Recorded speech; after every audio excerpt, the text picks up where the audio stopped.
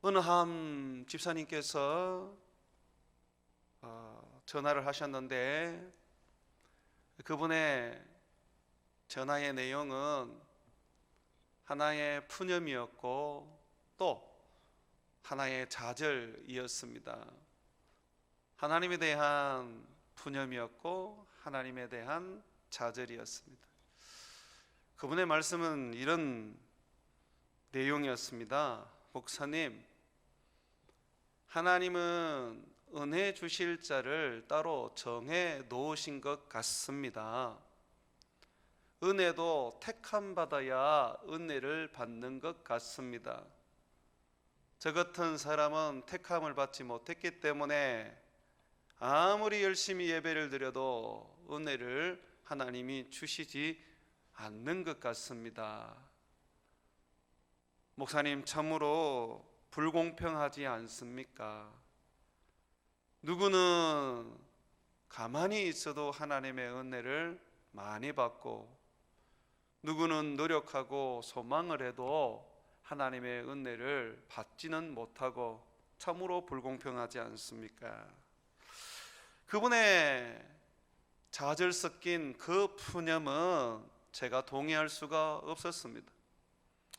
그래서 그분이 생각하고 있는 그 생각이 얼마나 잘못되었고 어리석은 것이라는 것을 한참 동안 이야기를 하며 나누었습니다. 여러분들도 그렇게 생각하십니까?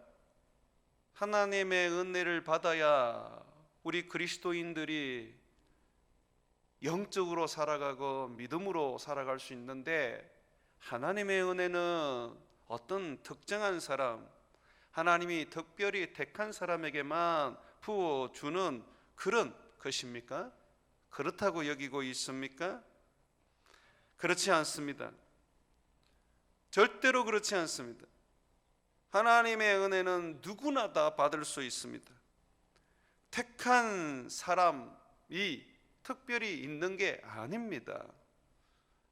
구원에 있어서 택함을 받은 사람이 있다, 택함 받지 못한 사람이 있다라고 신학자들이, 목사님들이 이야기를 하는데 성경에는 택함에 대한 이야기를 할 때 구원의 방법에 대하여 이야기를 합니다.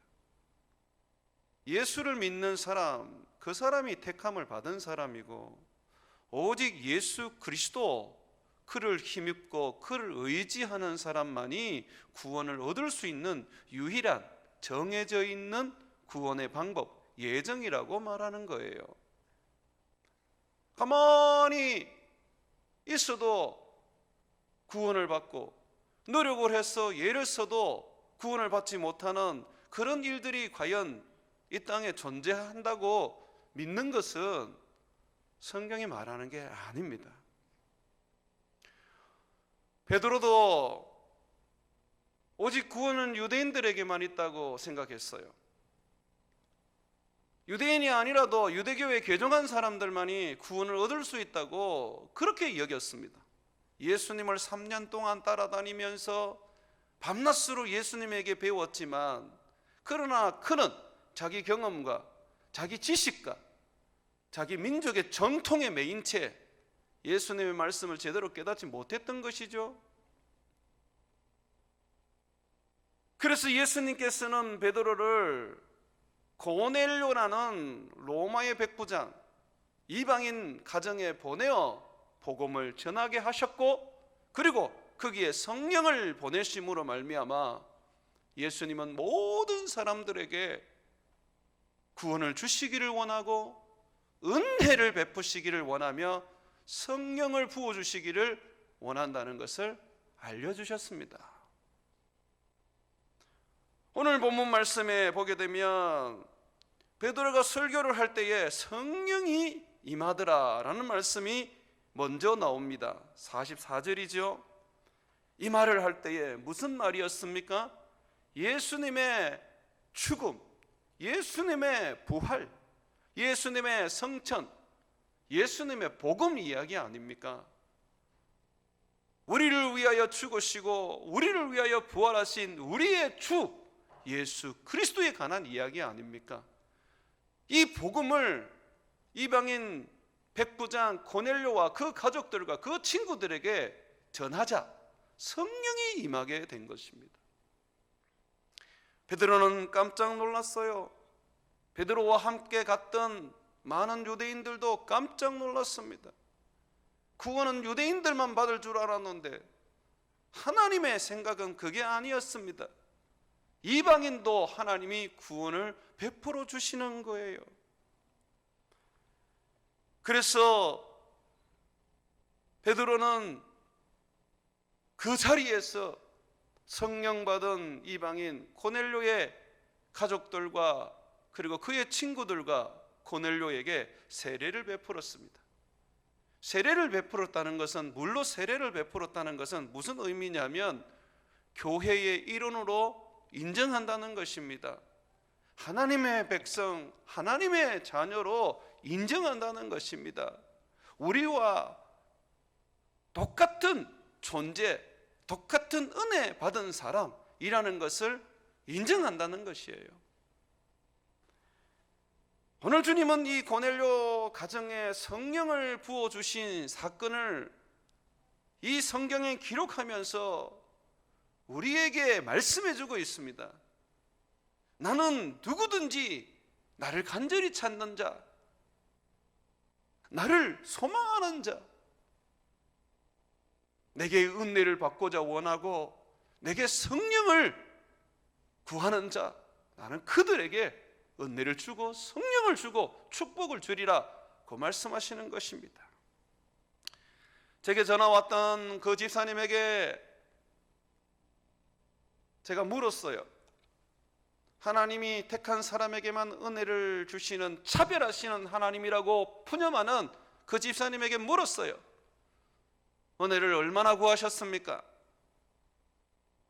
얼마나 하나님 앞에 은혜를 달라고 갈망하셨고 기도하셨습니까? 아무 말도 하지 못하셨어요. 자기 스스로도 하나님 앞에 은혜를 소망하고 갈망했지만 실질적으로 그 은혜를 달라고 구한 것이 별로 없는 거예요. 예배당만 나오면 은혜를 하나님이 주십니까? 설교하는 그 자리에 앉아서 설교만 들으면 은혜를 주십니까? 우리 주님께서는 은혜를 약속하셨지만 그 은혜를 갈망하고 그 은혜를 찾고 그 은혜를 구하라고 말씀하셨습니다. 찾으라, 두드리라, 그리고 구하라고 말씀하셨지 않습니까?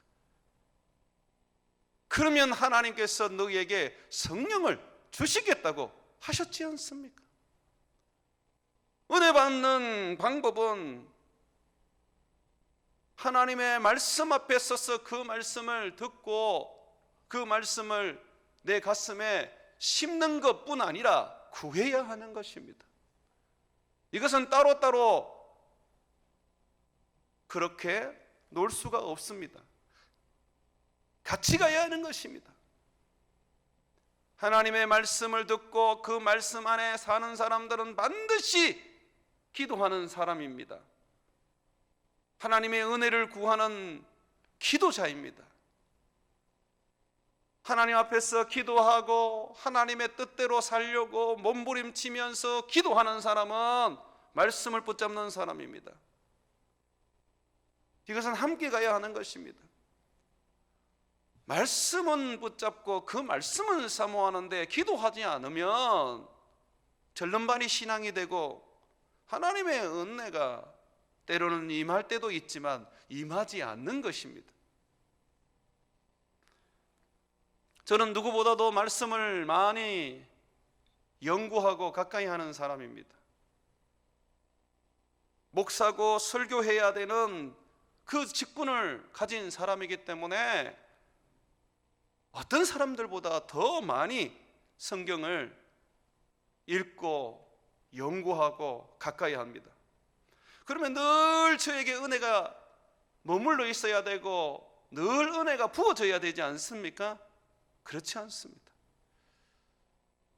때로는 성경 연구에 너무 많은 시간을 투자하다 보면 기도의 시간을 놓칠 때가 있습니다. 마땅히 기도해야 될 그 기도 내가 드리지 못할 때가 있습니다. 그러면 제 영혼이 메말라가는 것을 느끼게 됩니다. 정말 아이러니하지 않습니까?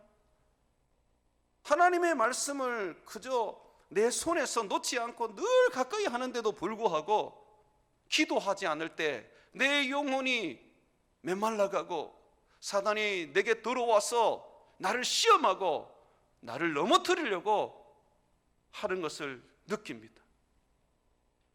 그거와 마찬가지로 기도하고 기도에만 전념할 때 또한 하나님의 은혜 안에 머물러 있을 때도 있지만 그렇게 많이 기도하는데도 내 영혼이 공고하고 내 영혼이 공허하게 느껴질 때가 있습니다. 왜 그렇습니까? 말씀을 놓았기 때문에 그래요. 놀랍게도 하나님은 좌로나 우로나 치우치지 말라고 말씀하십니다.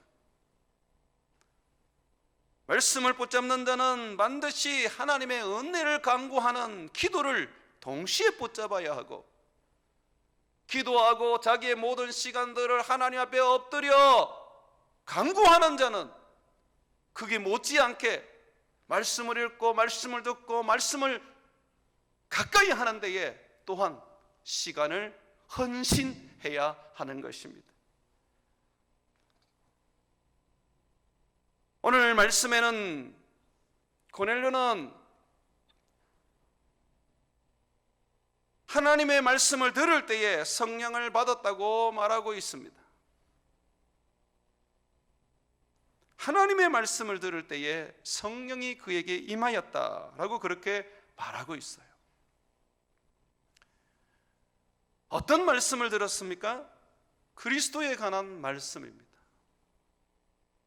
모든 설교가 다 그리스도의 말씀이 아닙니다. 때로는 우리의 길을 즐겁게 하고 우리의 마음을 만족해 하는 설교 참으로 소망하고 갈망할 수 있습니다. 그런데 사람의 말이 목사들의 설교가 영적이지 않아도 하나님으로부터 나온 것이 않아도 우리의 귀를 즐겁게 하고 우리의 마음을 만족하게 한다는 것을 아셔야 합니다. 내 귀와 내 마음에 만족한 설교를 찾아다니게 되면 결국은 성령을 받지 못합니다. 하나님의 성령이 임하지 않아요.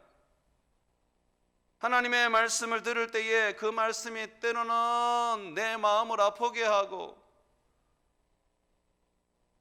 때로는 내 귀에 거슬리기도 하고 말씀을 받기에는 너무 부담스러운 그런 설교지만 하나님의 말씀이라고 받아들이게 되고 정말 그것이 하나님의 말씀이 될 때는 성령이 임하게 되는 것입니다. 그래서 우리가 들어야 하는 하나님의 말씀은요,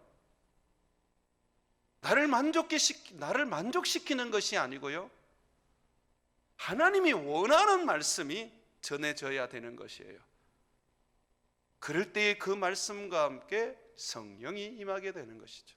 기도도 마찬가지예요.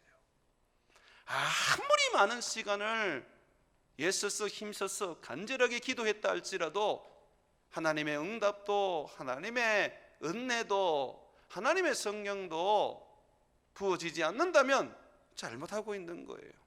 나의 만족을 위해서 나의 유익을 위해서 기도하는 거예요.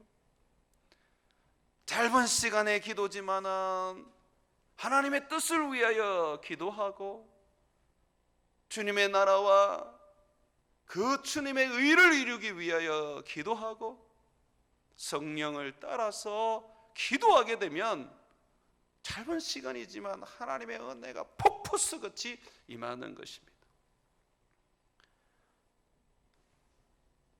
잠을 자보면 알지 않습니까?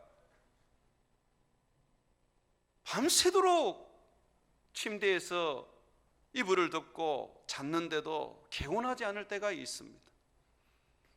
10시간 넘게 허리가 아프도록 잠을 잤지만은 피곤하고 잠을 잔 것 같이 느껴지지 않을 때가 있습니다. 반면에 1시간 잤는데, 아니 한 30분밖에 자지 않은 것 같은데 몸이 개운하고 정신이 밝아지면서 새로운 에너지가 생겨난 것처럼 느껴질 때가 있습니다.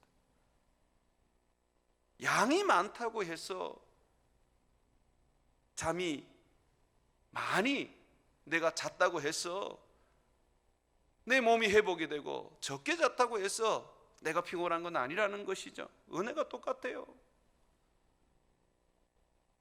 하나님의 말씀을 많이 내가 듣는다 할지라도 진짜 살아있는 말씀을 들어야 내가 살아나는 것이고, 기도를 해도 정말 하나님이 원하는 기도를 해야 하나님의 은혜가 부어지는 것입니다.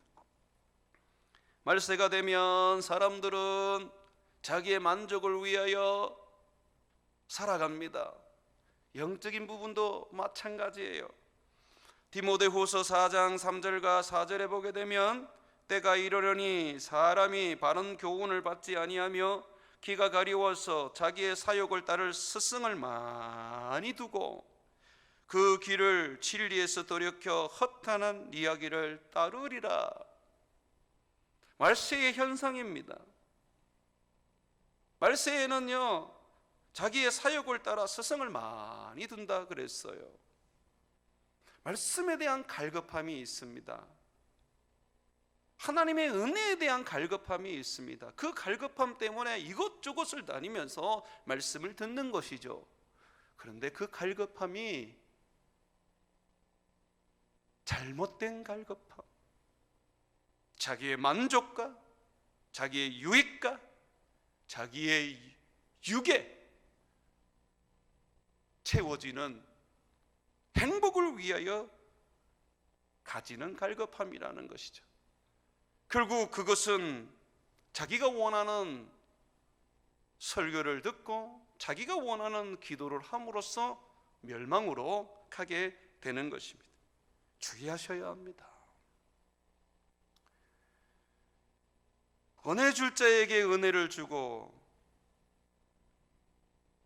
하나님은 택한 자에게만 은혜를 주시는 그런 분이 아니십니다.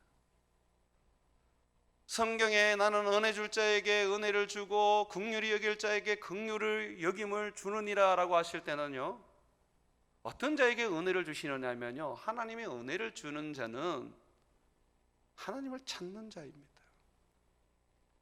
하나님이 긍휼히 여기는 자는 어떤 자냐면요, 하나님을 찾는 자입니다.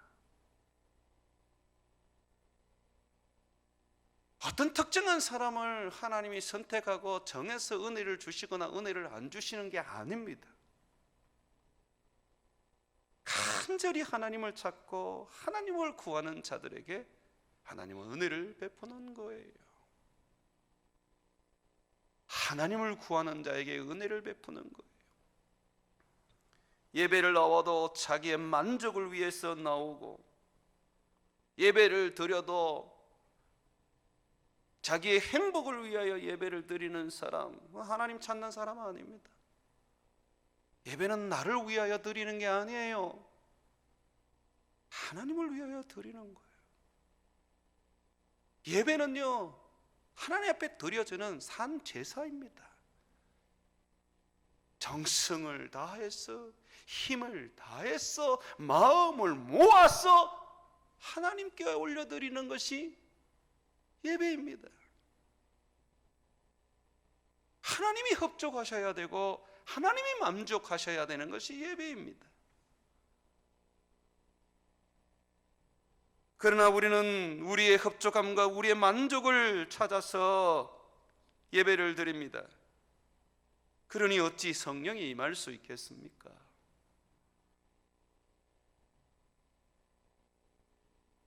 하나님의 성령은 약속되어 있습니다. 예수님이 이 땅에 오신 것은 우리 죄를 위하여 십자가에 죽으시기 위한 것이었습니다. 그리고 또 하나 더, 그는 성령을 주시기 위하여 오셨습니다.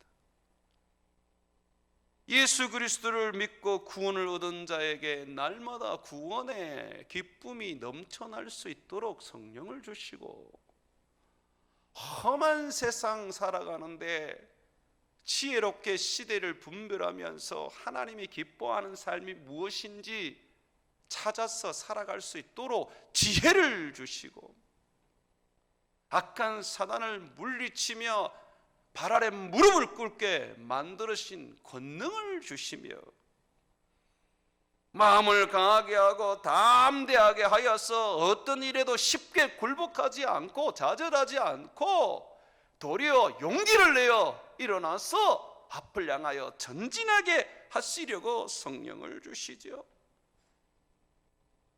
성령을 주셔서 우리의 영을 살려 하나님을 날마다 찾고 예배하며 하나님께 기도하게 하시고, 성령을 주셔서 우리로 하여금 우리의 마음이 생명력과 생동감으로 넘쳐나서 기쁨과 즐거움으로 세상을 살아가게 하시죠.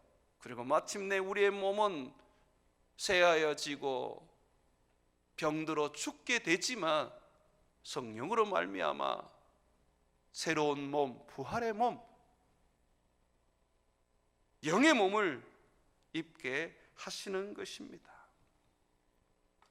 어두운 세상 속에서 한치 앞을 내다보지 못하는 인생 속에서 성령님은 우리에게 오셔서 비전을 주시고 꿈을 주시고 미래를 보게 하시죠. 희망을 가지고 살아가게 하십니다. 뿐만 아니라 은사와 능력을 주셔서 세상 가운데에 사람을 섬기며 봉사하며 헌신하게 하십니다.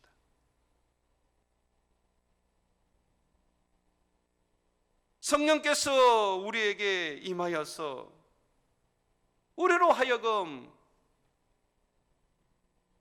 하나님의 자녀로서 영화롭게 살게 하며 예수님의 제자로서 예수님을 드러내며 예수님의 남은 삶을 우리 몸에 채우게 하십니다. 성령은 우리를 위하여 오신 하나님의 영인 것 같지만 사실은 그리스도를 위하여 이 땅에 오신 하나님의 영입니다.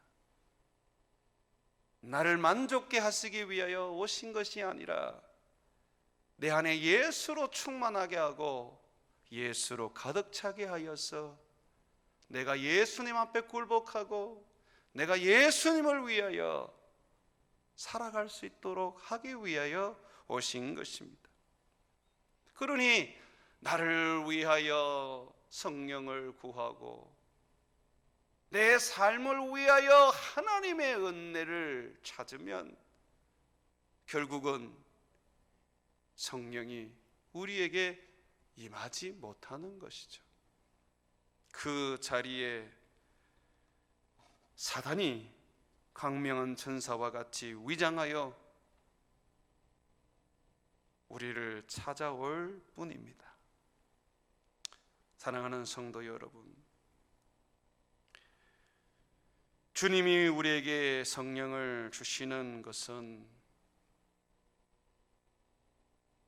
나의 만족을 위하여, 나의 행복을 위하여 주시는 게 아닙니다.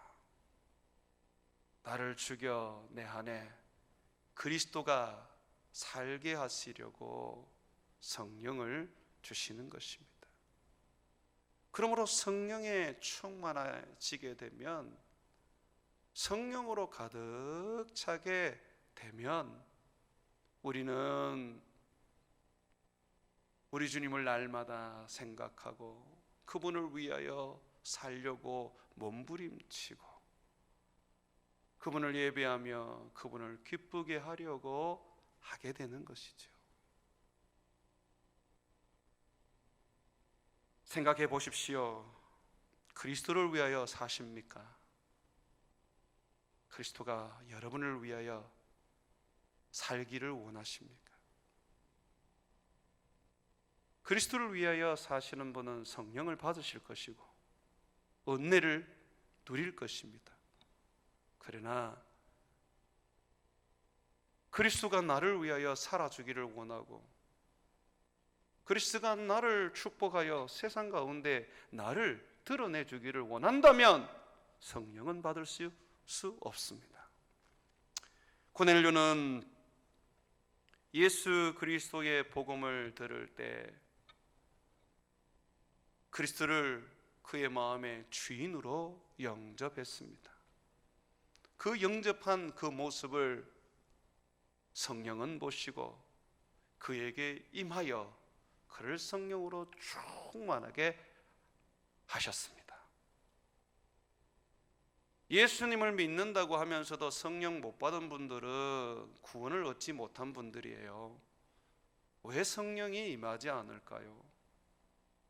성령이 임하지 않은 것은 사마리아 교인들과 같이 그들 마음에 예수님이 들어가실 자리가 없기 때문에 그래요. 무디는 성령의 충만이 어떤 사람에게 부어지느냐라고 설명할 때에 컵 2개를 가지고 설명을 했습니다. 한 컵은 물로 가득 차 있는 컵이고 한 컵은 비어 있는 컵이었습니다.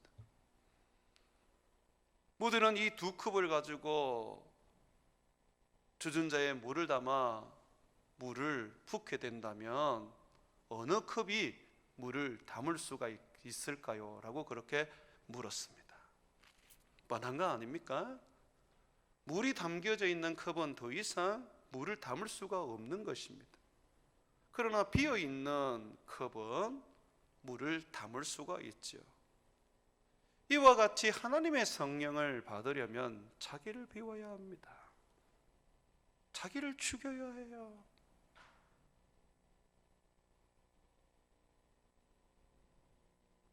한국 교회가 많은 사람들에게 교회를 나올 수 있도록 전도했던 방법이 복에 대한 것이었습니다. 예수 믿으면 복 받고, 예수 믿으면 잘 되고, 예수 믿으면 형통하고. 그래서 많은 사람들이 복 받으려고 교회에 나왔습니다. 그들이 나와서 복은 받았는지 모르겠지만 예수님께서 약속하신 성령은 못 받았습니다. 수많은 사람들이 예수의 이름을 부르지만 성령을 받지 못했기 때문에 그들은 천국이 주어지지 않았습니다. 하루는 한 분에게서 연락이 왔습니다. 목사님, 제 친구가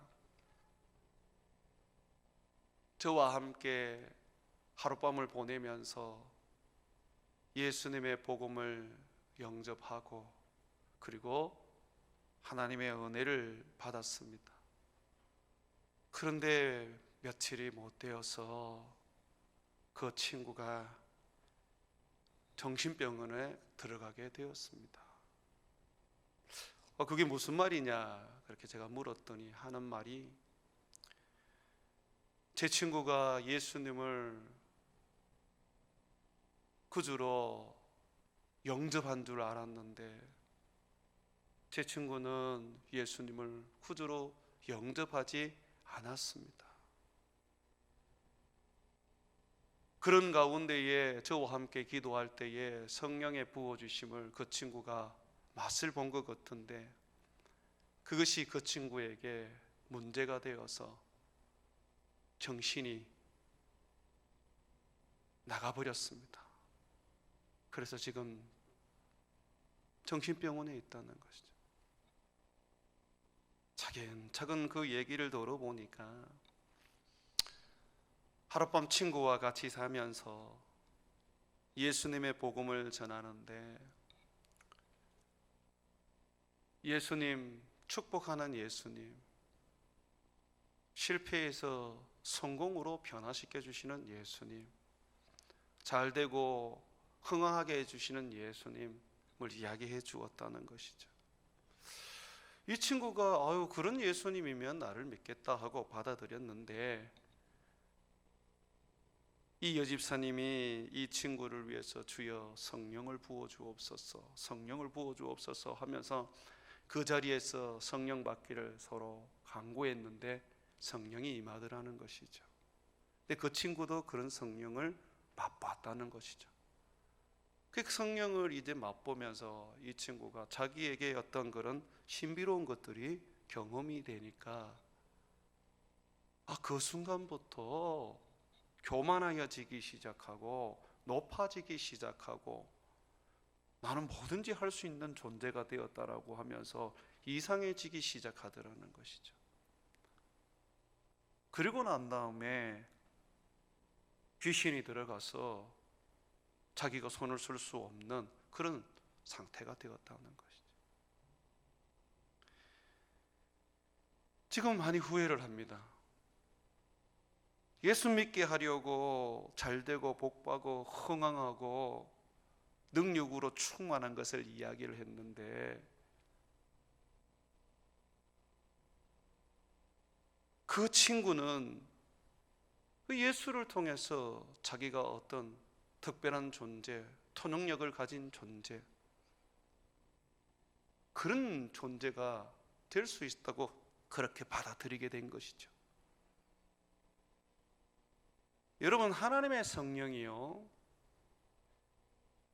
부어질 때 믿는 자들에게만 부어지는 것이 아니라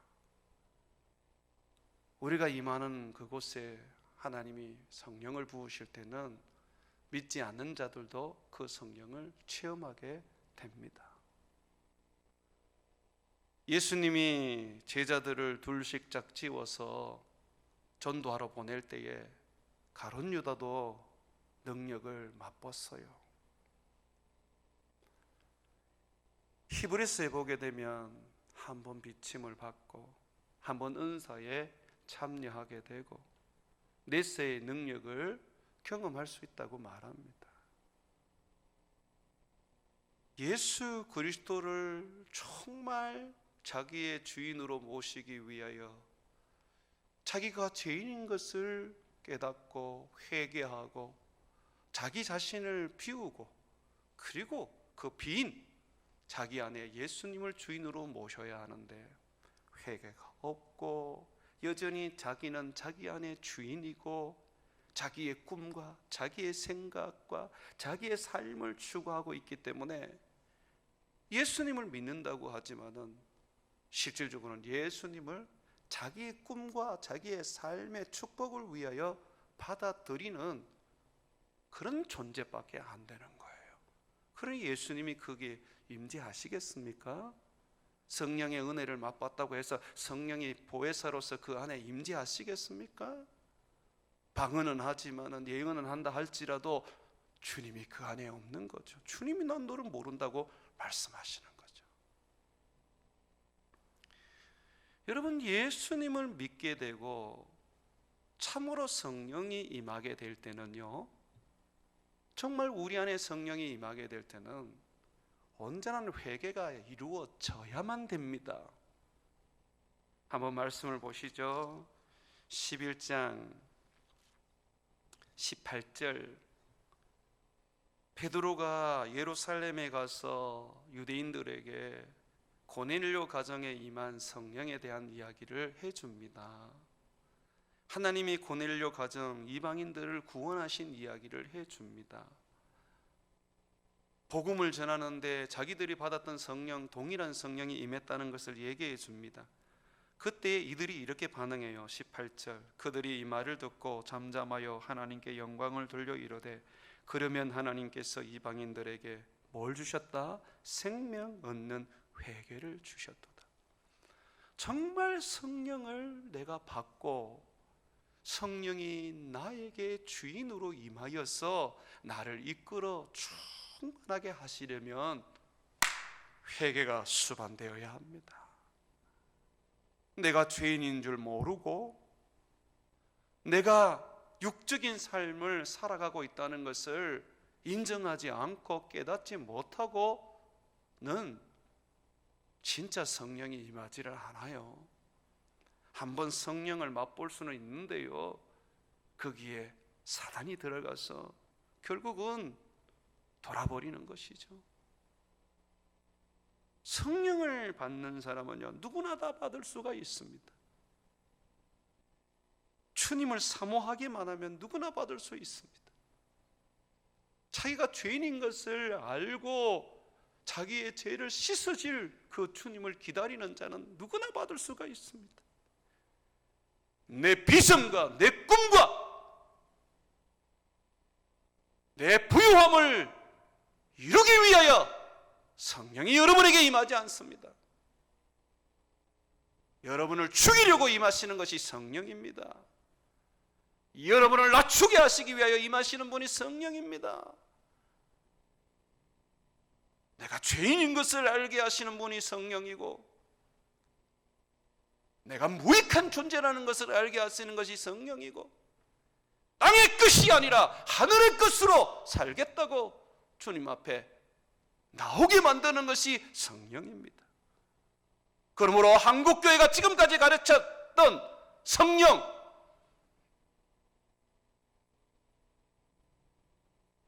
잘못된 성령입니다. 누구든지 성령을 받으려면 회개하고 예수 그리스도를 주인으로 영접하고 성령에 충만하게 가지게 되면 나를 쳐서 복종하여 하나님을 높이고 가난과 부함이 아니라 어떤 삶 속에서도 아버지의 뜻을 위하여 살아가는 삶을 살게 되는 것이에요. 속지 마십시오. 예수 믿으면 잘되고 흥황한다.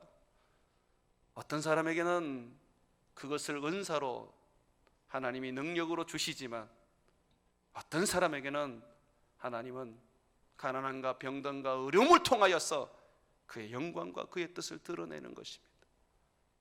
베드로는 누구보다도 가난한 사람이었어요. 은도 없었고 금도 없었습니다. 그러나 예수로 충만했었지요. 그러므로 오늘 이 아침에도 세상적인 복을 구하러 오셨다면 잠시 뒤로 밀어놓고 하늘의 복을 구하십시오. 성령을 구하십시오. 그가 내 주인이 되고 그가 나를 지배하고 그가 나를 다스리며 내가 그 앞에 굴복하여서 내가 아니라 그리스도로 살아가는 삶이 되도록 소망하십시오. 사랑하는 성도 여러분, 고넬료 가정에 부으시는 성령, 특별해서 그런 것이 아닙니다. 그가 하나님을 찾았고 하나님을 구했고 예수의 복음을 듣고 회개하고 예수님을 주인으로 그가 받아들였을 때 거기에 성령이 부어진 것입니다. 하나님 앞에 복종하는 인생, 하나님을 높이는 인생, 나는 없고 내 안에 예수만 계시는 삶을 살게 하시기 위하여 성령이 임한 것입니다. 그러므로 여러분의 인생도 복받기 위하여 예수 믿지 말고 천국 주신 주님 앞에 주님 백성답게 주의 영광을 위하여 살아가는 삶을 살기 위하여 예수 믿고 성령을 붙잡고 살아가시기를 주의 이름으로 축원을 드립니다.